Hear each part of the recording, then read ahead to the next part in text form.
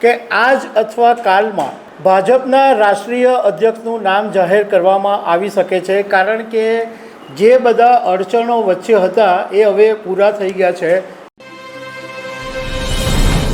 ભાજપના ઇતિહાસમાં પહેલીવાર એવું બન્યું કે કોઈ રાષ્ટ્રીય અધ્યક્ષનો કાર્યકાળ પૂરો થઈ ગયો હોવા છતાં એ પદ ઉપર ઇન્ચાર્જ કાર્યકર તરીકે ચાલુ રાખવામાં આવ્યો હોય, એટલે નવા રાષ્ટ્રીય અધ્યક્ષનું નામ જાહેર થવામાં 1 વર્ષ લાગ્યું હોય એવું ભાજપના ઇતિહાસમાં બન્યું નથી, પરંતુ આ વખતે બન્યું છે અને 1 વર્ષ થઈ ગયું છતાં ભાજપના રાષ્ટ્રીય અધ્યક્ષનું નામ જાહેર નથી કરવામાં આવ્યું। પરંતુ હવે એવું જાણવા મળ્યું છે કે આજ અથવા કાલમાં ભાજપના રાષ્ટ્રીય અધ્યક્ષનું નામ જાહેર કરવામાં આવી શકે છે, કારણ કે જે બધા અડચણો વચ્ચે હતા એ હવે પૂરા થઈ ગયા છે, તો કદાચ કોઈ નામ છે એ જાહેર થઈ શકે છે।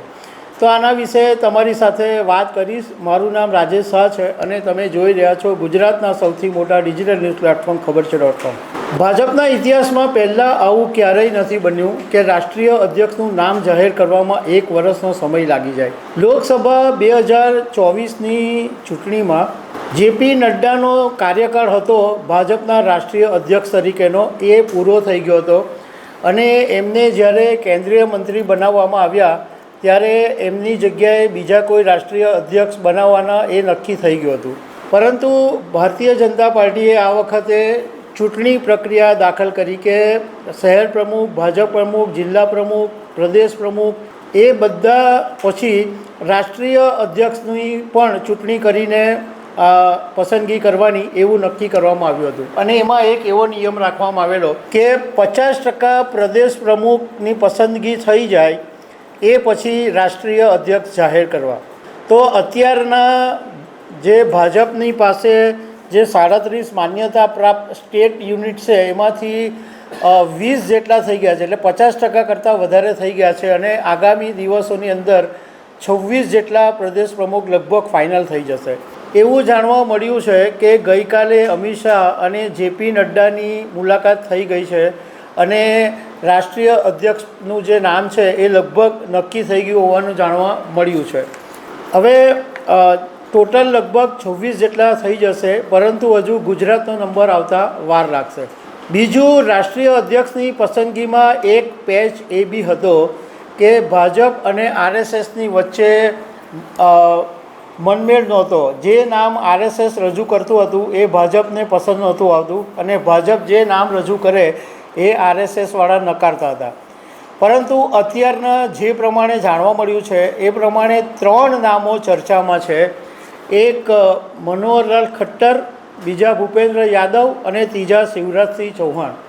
હવે આ ત્રણેય નેતાઓ છે એ મોદી સરકારમાં કેબિનેટ મંત્રી છે, એટલે કોઈ સંજોગોની અંદર ધારો કે કોઈ પણ આમાંથી 3ને જો રાષ્ટ્રીય અધ્યક્ષ બનાવવામાં આવશે તો એનો મતલબ એવો બી થશે કે મંત્રીમંડળની અંદર પણ ફેરફાર આવી શકે।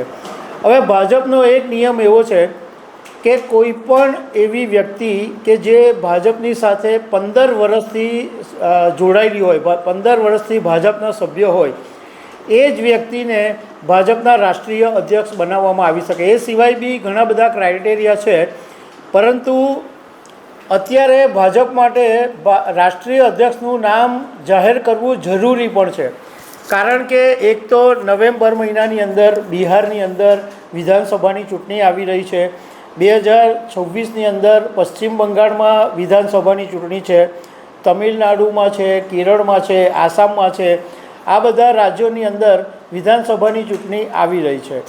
એટલા માટે હવે રાષ્ટ્રીય અધ્યક્ષ જરૂરી છે।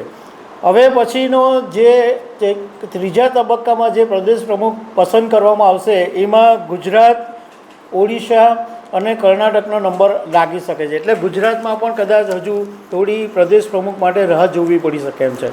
તો દર્શક મિત્રો, આવી અનેક વાતો સાથે અમે તમને મળતા રહીશું। Thank you very much.